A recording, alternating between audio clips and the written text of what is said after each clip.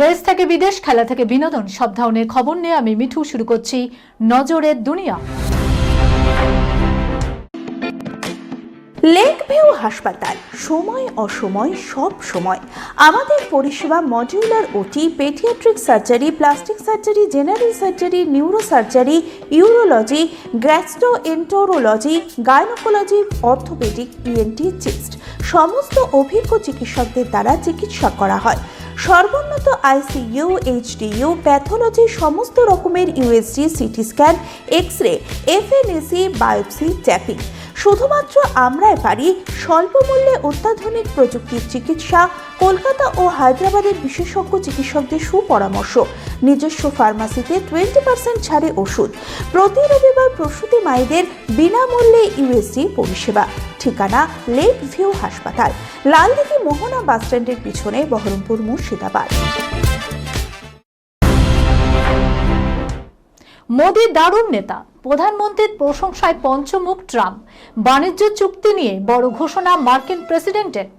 বাণিজ্য চুক্তি না হওয়া এবং পরবর্তীকালে শুল্ক বাণের জেরে দুদেশের সম্পর্কে ভাটা পড়েছে। এই পরিস্থিতিতে প্রধানমন্ত্রী নরেন্দ্র মোদীকে প্রশংসায় ভরিয়ে দিলেন মার্কিন প্রেসিডেন্ট ডোনাল্ড ট্রাম্প। তার কথায় মোদী একজন দারুণ নেতা। একই সঙ্গে বাণিজ্য চুক্তি নিয়েও বড় ঘোষণা করেছেন মার্কিন প্রেসিডেন্ট। বুধবার সুইজারল্যান্ডের দাভোসে বিশ্ব অর্থনৈতিক ফোরামে যোগ দিয়েছিলেন ট্রাম্প। সেখানে বক্তৃতা করতে গিয়ে তিনি বলেন, মোদীর সঙ্গে আমার সম্পর্ক সুমধুর, তার প্রতি আমার গভীর শ্রদ্ধা রয়েছে। মোদী দারুণ একজন নেতা। শীঘ্রই আমরা ভারতের সঙ্গে দ্বিপাক্ষিক বাণিজ্য চুক্তি করতে চলেছি। বলে রাখা ভালো, এর আগেও একাধিকবার মোদীর প্রশংসায় পঞ্চমুখ হয়েছেন ট্রাম্প। কিন্তু বর্তমান পরিস্থিতি একটু ভিন্ন, কারণ ইতিমধ্যে ভারতের সঙ্গে যুক্ত বাণিজ্য চুক্তির বার্তা দিয়েছে ইউরোপীয় ইউনিয়ন। প্রধানমন্ত্রীর আমন্ত্রণে কয়েকদিন আগামী 25 তারিখ ভারত সফরে আসবেন ইউরোপীয় কাউন্সিলের প্রেসিডেন্ট অ্যান্তোনিও কোস্টা এবং ইউরোপীয় কমিশনের প্রেসিডেন্ট উরসুলা। তাই ওয়াকিবহল মহলের মতে ইউরোপীয় ইউনিয়নের সঙ্গে ভারতের বাণিজ্য চুক্তি হওয়ার আগেই নিজের দেশের সঙ্গে ভারতের বাণিজ্য চুক্তি সেরে ফেলতে চাইছেন ট্রাম্প।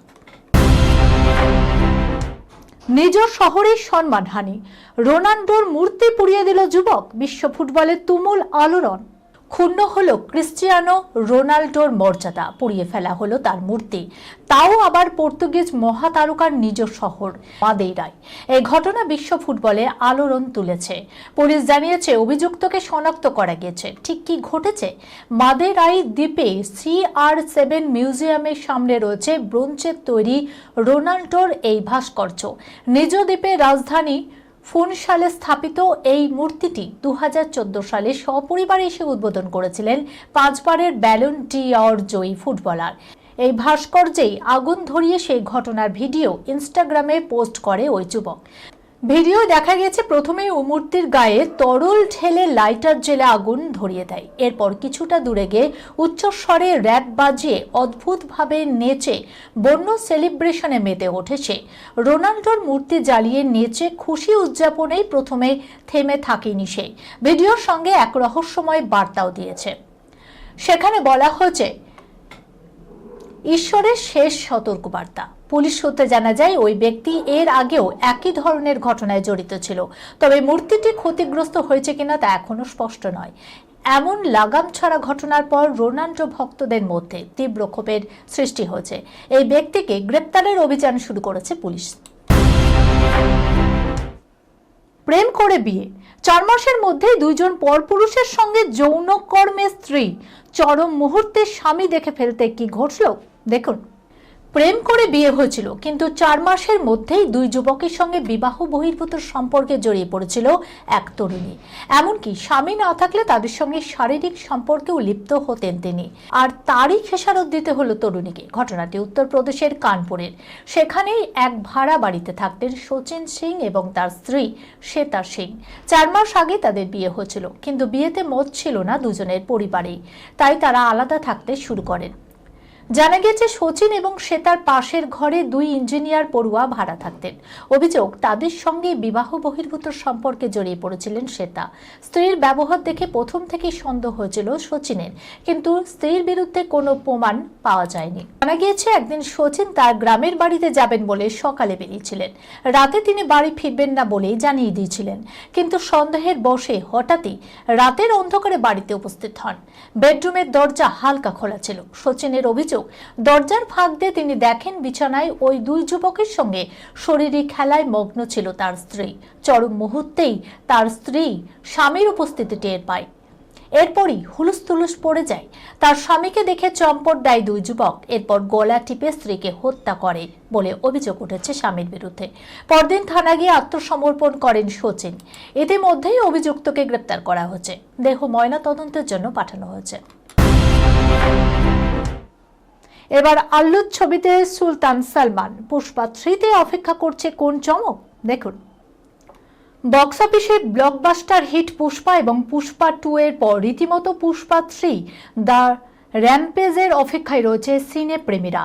আগের দুই ছবির মতোই যে এই ফ্র্যাঞ্চাইজির তৃতীয় ছবিও বক্স অফিসকে বুড়ো আঙুল দেখিয়ে বুঝিয়ে দেবে ঝুঁকেগা নেহি সালা।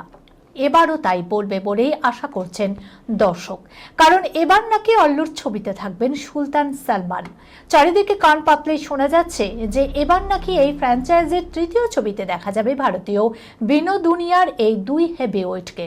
যদিও সবটাই রয়েছে এখনো জল্পনার পর্যায়ে। এই নিয়ে কোনো রকম মুখ খোলেনি ছবির নির্মাতারা।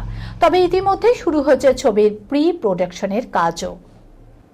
আর এর সঙ্গে শোনা যাচ্ছে যে ছবির একটি গুরুত্বপূর্ণ চরিত্রে দেখা যাবে সালমানকে। গুঞ্জন বলছে ছবিতে সালমানের চরিত্রের নাম হতে চলেছে সুলতান।